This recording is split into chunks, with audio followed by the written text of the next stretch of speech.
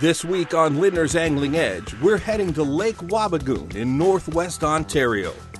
Wabigoon is unique among the thousands of clear Canadian shield lakes in this region, where waves wash up against hard bedrock shorelines. Instead, a deposit of clay lines Wabigoon's shallows, where wave action clouds the water and reduces visibility to mere feet or inches. For Wabigoon's fish species, it's no different than living amidst a shroud of fog. Yet, not only have fish adapted to their murky surroundings in order to survive, they have thrived. Anglers, in turn, need to adjust their tactics in order to catch fish here. A unique challenge, to say the least. That challenge is exactly what draws muskie and pike aficionados James Lindner and Jeremy Smith to these murky waters. We'll join them as they explain their game plan to best decipher where these fish lurk. So it's time to power up the GPS, choose the best lure, and burn, baby, burn. As the old adage goes, you can't catch them until you find them. But with the right strategy, big boys are only a crank away. Take the time when you're fishing new water to look at all the different habitat options, figure out what the fish are using, fine-tune it, focus in, and these are the results. Nice. I'll put her in the net and we'll get a picture. Yeah, they're gorgeous fish. Actually, you know what? We're in northwest Ontario. Jeremy and I are actually doing one of our absolute favorite activities. We're muskie hunting. And this is really sort of interesting. I haven't been on this lake in probably close to 20 years. But the thing is where we're at, we're in the epicenter of northwest Ontario muskie fishing, right around this area within 60 miles. You have how many different bodies of water that contain muskies? Oh, it's countless right now. And like Jim said, it's been 20 plus years since he's been on this body of water. We're on Lake Wabigoon right now out of Dryden, Ontario, in northwest Ontario. And this is my first particular time fishing this lake. So anytime you go to a new body of water, you've got to start somewhere, right? So how do you begin? Well, some of it comes from local intel, some of it comes from your previous experience with the fish you're chasing, and a lot of it just comes down to making casts and putting time on the water. This lake, particular Lake Wabigoon, is a dark water lake, which will really give us sort of, or at least our first inkling on how we're going to approach this lake. First of all, identify the type of structure that the fish are using. In rock reefs, are they using island complexes? Are they relating to shoreline points? Is it boulders, broken rock, wood possibly, or weeds? And I'm guessing that between those four cover types, we're gonna run into some muskies somewhere. They are muskies though, so you never know. So we pulled into the first spot just leaving camp. We got a nice weedy point with an island complex behind it. We'll see if there's rocks or weeds or if there's anything the fish prefer. And from there, we'll just keep mixing up the different habitat types we fish all day, and hopefully we put a pattern together quite quickly. The real key to this activity is me to cast in front of Jeremy because he has a tendency to be a real muskie hog. We'll see how this goes.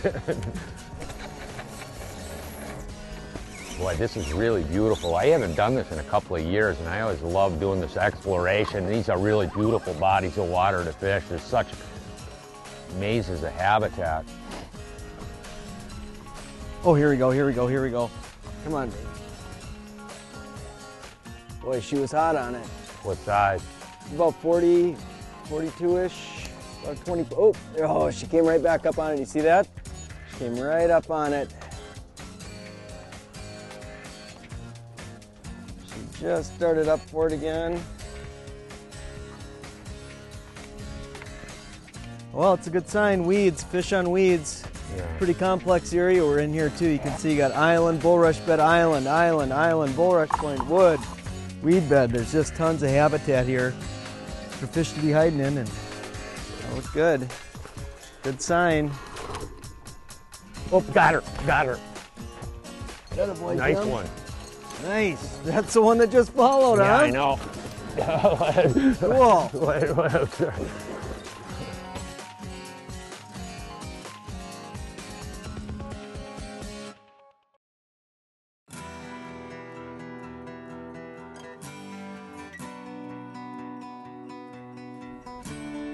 Oh, got her. Got her. Oh, yeah. Oh, yeah. It's nice up on one. the surface. Oh, yeah. That's the one that just followed, yeah, huh? I know. Cool.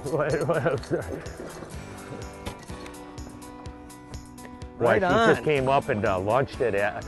I know Jeremy pulled over and that fish came up hot. He was chasing around. I turned back and pitched back, and she just came up and launched it. Whoa, by the way, Jim. Whoop, on your way. Whoop, whoop. It's fun on that gear. You tell me where you want me to be. No, it's perfect here. Yeah, except for we're blowing down wind into her. There we go. Come here, buddy. You want to get her upwind side here? Whatever we can do to get her. Okay. Yeah. Come here, little rascal. Here, let's go to the other side. Yeah, let's this side here. It'd be easier. There we go. Sweet. Huh? Now, what are you talking? That's cool. That's the bucktail we welded up. You can't believe it. First 20 minutes on the water. That's perfect. This is a good program. Good way to start. I'm going to tailing us down here, Jim. Yep, that would be really good. I'll get the release tools. That would be good. Boy, are you a stick. Holy cow. That's one thing so fun coming up to this area and exploring new water. We've never been on the spot before, and it didn't take long to get one of these guys up and out of there. Beautiful fish, though. Look at that. Nice one. We'll get her back in the water. She's still healing up from spawning. She's got some rough spots on her. Pretty green on it. Yeah. I'll get a still of this, Jim. Okay. Put it in the net. Come on. Boy, aren't they beautiful? Beautiful fish. Yeah, I like those tan bodies on them. Come here, buddy. Up she goes. A little rolling. There she See ya. Cool, look at that fin. There we go. Saddles with weeds, #1. Nice. Day 1 of our 3-day trip is all about establishing a milk run of proven or potential fish holding spots. The proven spots are obvious, where you catch a muskie or have a follow. Oh, she's still on it, Jer. Still on it, still on it. We place a waypoint down every time we see or catch a fish. Another muskie on the run. But we don't stop there. We continue to scout the surrounding area, placing more waypoints down on other likely fish holding locations. Oh yeah, look at this cabbage bed behind here now, Jim, see it? This allows us to better approach the spot the next time around. Right on some waypoints we got. Oh. She was on it, she just didn't commit. As far as potential spots you find, just because you didn't see a fish there the first time around, good spots are good spots. And under the right conditions, one might just show up. Still, place lots of waypoints down. You'll approach it with more knowledge of its layout the next time around. And that can make all the difference in the world. There we go. Oh, but where to start? Here's a number of different habitats we look for, starting from close to spawning areas to main lake areas. Weed flats within or at the mouth of a bay, saddle areas between islands shallow enough to contain weeds, complex structures of many small islands with large boulder or broken rock, and if weeds are mixed in, even better. Further into main lake basins, we're looking for long extended points off mainland or main lake islands. Island complexes that split basins apart often create current, which attracts active pike and muskies. And last but not least, main lake reefs. You know, the ones that scare the bejeebers out of you when you're crossing the lake? Those are what we're looking for. One other thing for sure is no matter how good your maps are, they can only tell you so much. You've got to fish them to get a true indication of how good the spots can be.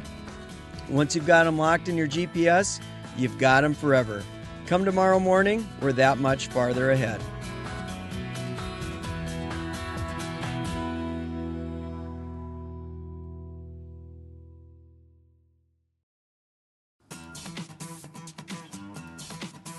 We didn't see a fish here yesterday, but it had all the makings of a really great muskie spot. It had rock, it had weed, it's got a little saddle area, an island complex on the back side of it, so we've got high hopes. A lot of real cheap talk. You don't have confidence in the spot, Jim? You don't like it? No, it's muskie fishing. You cast and you cast and then you cast and you cast some more and then all of a sudden they bite. But there is some logic to the madness. There's a little cloud cover building in a little bit better. Beautiful weeds up here. Puff daddies. Got him. Pike. Pike. Boy, I was gonna say, that's a good looking spot. Oh, it's a little musky. Yep. Cool. Oh, he came off. That was sweet though. Hey, I'll take that. Just bounced off a patch of weeds again. It's all about finding weeds for us so far on this trip. It looked like just a dynamite spot. I was burning a big Super Boo over the top of that, a number 10 style blade in a really bright color. And we want baits that we can see really well in the water. That way the fish can see them well as well. You know, and a lot of times when you're fishing dark water like we have here, water clarity may be 2 to 3 feet. A lot of times vibration is more critical than anything at all, so they can actually feel it. Realistically, you know, how far they can see away from them, I don't know. But in a lot of cases, you want to put a lot of vibration in the water so the fish can find it. Jim and I are focused on 4 primary presentations right now. It's the bucktail, spinnerbait, crankbait, and topwater. For bucktails, we've been throwing the double blades. They've got a lot of vibration. They also have a lot of lift. We're focused on shallow, weedy spots in a lot of situations, and the double 10s or the double 8s have a lot of lift to just ride right over the tops of those cabbage spots. And the second choice for those cabbage beds has been the spinnerbait. This is a great tool when you want to make contact with the cover or you want to just be sure that your bait is running free. Next, when we get on some of these rocky spots, we're fishing the jointed flat stick. This is a great bait.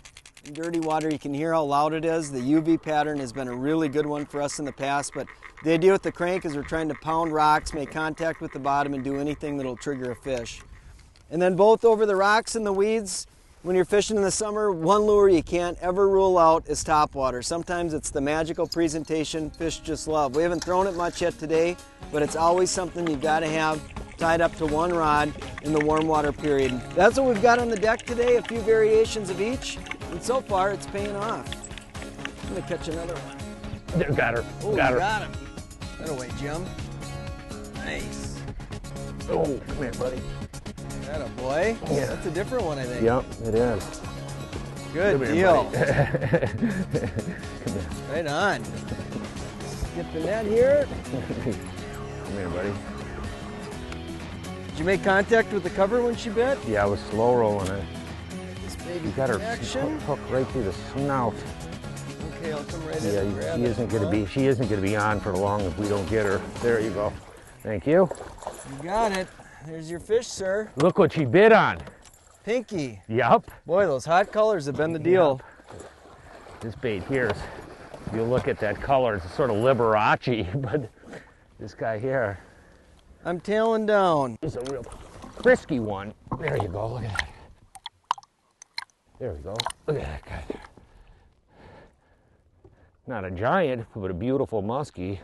Nonetheless, Jared just had another one. One thing that's really critical when you're muskie fishing is when you look individual spots, even like a weed bed like this, there's really critical areas in that weed bed that has where the fish had the tendency to set up. And that's true whether you're fishing on rock piles or any type of deep water structure. The part is actually looking at the spot analytically and see where the fish will be most apt to set up at. Let's head back up, Jim. Do another drift through that. There was 2 of them, and you can make a lot of casts in a spot like that and still miss some of the fish that were through there. So you can see we laid a waypoint or 2 down on this spot yesterday, but now on my screen you'll see I laid a full series of waypoints down on the edge of this particular weed bed. Using waypoints now I'll be able to go back and we'll know exactly where that nice edge is, and we can make accurate casts rather than just kind of drifting around and throwing baits everywhere. So we're putting our baits in the money now. Oh, got him. Got one. Muskie. Is it? Yep. That boy.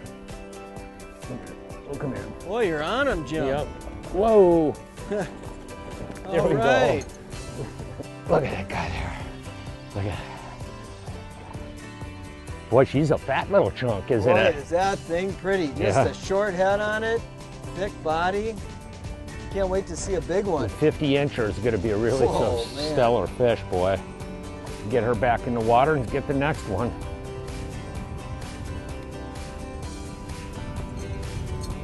Alrighty. Well, Jim, how about we go grab a little bite to eat, a little German food? What is it tonight? It was Bavarian platter last night. I don't know, something really good. Calories needed after a day of chunking, you know that. Yeah, these guys are really prepare you for some heavy eating.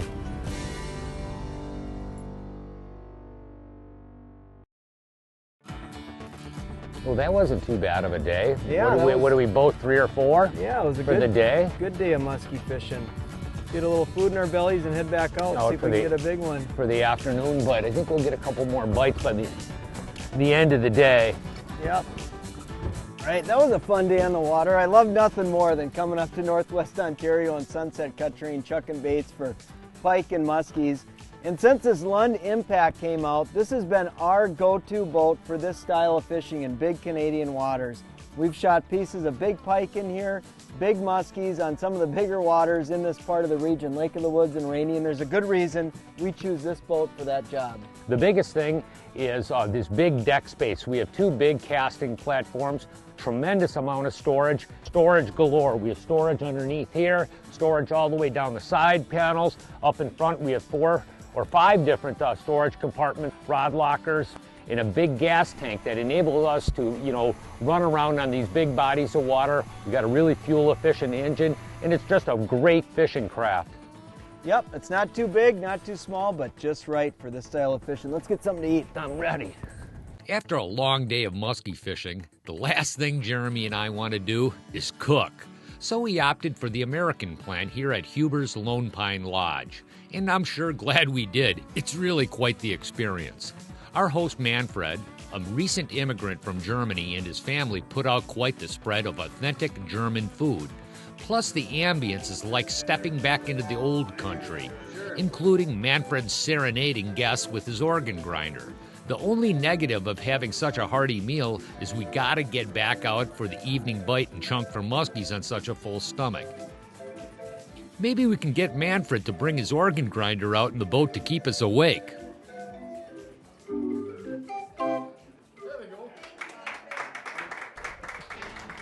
Oh, there's one. Yeah. Oh, boy, that guy there. Oh, better one there. There you go. Spikes like that crankbait. I like him. I like the way he hit it. Boy, he really hit it with some serious authority. Yeah. I thought I had me one there when he initially drilled it. It was a heavy equipment. You stun him pretty good. Come here, buddy. Whoa, come here. Oh, I think it's a pike again.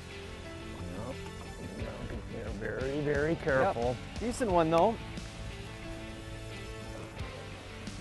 We got a nice pike here. Just grinding through those weeds. Yeah. Yeah. Yeah, look at that. You've Beautiful. been showing off the power of that spinner bait. Beautiful pike. Look at that guy there. Whoa! Gorgeous fish. He's acting like a Come here, muskie. buddy. Look at that. And I thought I better just give one of these a go pike. too. He's a real thick one. They got a cool color to them, don't they? Yeah, they do. I wonder if they got some of his larger green buddies out here. We'll see how that goes. And get her back. Come here. Come on, buddy. Oh, gosh, that guy got me all wet. You know, one thing about when you come up to this neck of the woods fishing for muskies and pike like that nice one there, you got to be rigged with the right rod and reel. What I have is a quantum iron here. This is a 300 spooled with 65-pound test performance braid and a fluorocarbon leader. This is about an 80-pound test or a 100-pound test fluorocarbon leader, and that's about all you need. I got a long action rod to be able to really catapult these baits a long distance away from the boat. The other thing when we're fishing, is particularly when you're throwing those big spinner baits through the heavy weed beds, and it enables you to just accurately move the bait around whatever way you want to. A lot of times we're guiding this bait around through those, you know, cabbage stalks. And the other thing is just hook setting and fighting the fish when you hook them. Sometimes you'll hook them out on the end of the cast. That long rod. Oh, that one really crunched it. Oh, he's in the weeds, Jim. Functioned pretty good. There you go. That's a better one. I can't tell if it's a pike or muskie. It's a better fish. It's a muskie. It's a big, big pike. Great big one. Whoa! Oh, I yeah, thought it was that's what I'm talking about. Boy, look at the markings on that. Wow, fish. is that cool? That was some hot action, man. Woo! My heart is going. I'm going to tail this down here. Woo! Look at the markings. All these muskie or pike in this lake actually have really interesting markings on their tails. Boy, they're Yeah, they beautiful. do. Man, did that thing crunch it. Yeah, I Holy thought cow. it was a muskie at first when I saw that boil. Whew. Pike, man. I've been on the pike. Jim's catching the muskies. I'm catching the pike, but either way, it's exciting. That's a nice fish. Really nice fish. And again, this was a weed deal. Working those spinner baits through the weeds, probably the most effective tool there is for doing this type of a deal. Bass fishermen are quite familiar with it, and a lot of pike and muskie guys do too, but few lures give you this type of option. Man, that is a nice fish. That's a nice pike. Get you a look at this guy here. Oh wow, what a beautiful animal. That's what you come to Canada for right there. Fish like that, what a beauty, huh? Right on. Look at the tail on that thing. There he is, right there. Really amazing markings. Wow. Look at that. Get him, Jim. Get him. Except I got a weed on my bait. He's still down there. Yeah. Got him. Oh yeah, it's a nice one, Jim. Nice Is fish. it? Nice fish, yeah. There you go. Now you're talking. Oh yeah. Wow, there you go. Right, huh? That was cool. Yeah, that was cool. Look how. Boy, did she lunch that thing. You're just commenting on what a great spot that was. Wow. I'll bring her over here. Yep, no, I'm Tailing not down ready. here, quick. Now I'm ready. So, there you go. Cool. Come here, buddy. That was sweet. 3 fish on this spot, Jim. Yep. Come here. Oh, there you All go. right. That's a little bit better one. Good job. Huh? Yeah, Yeah. there you go. Sweet. Just set her down. We'll keep Yeah. her, try to get her head in the water. Then I don't even have to Boy, the unhook. spinner bait. Another deal on the spinner bait. that It is. She's ornery. That's a beauty. Oh, here we go. Check this out, Jim. Yeah, that's a There you beautiful go. fish. Look at that thing. Uh-huh. Beautiful, beautiful muskie. Hey, take the time when you're fishing new water to look at all the different habitat options, figure out what the fish are using, fine-tune it, focus in, and these are the results. Gorgeous fish. Oh, look at that. Beautiful fish, huh? And off she goes.